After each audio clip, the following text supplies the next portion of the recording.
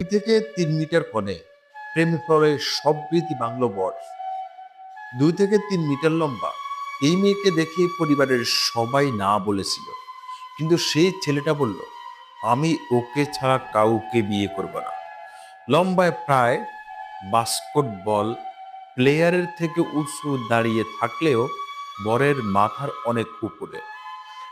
বিয়ের দিন যখন সে মঞ্চে উঠল, সবাই হকচকিয়ে গিয়েছিল।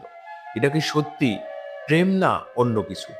অনেকে সন্দেহ করেছিল ছেলেটা নাকি ভাইরাল হওয়ার জন্য বিয়ে করেছে, কিন্তু ভিডিওতে দেখা যায় মেয়েটা হুইল চেয়ার নিয়ে বরকে সামনে দাঁড় করিয়ে বলছে, তুমি আমার জীবনের একমাত্র নায়ক।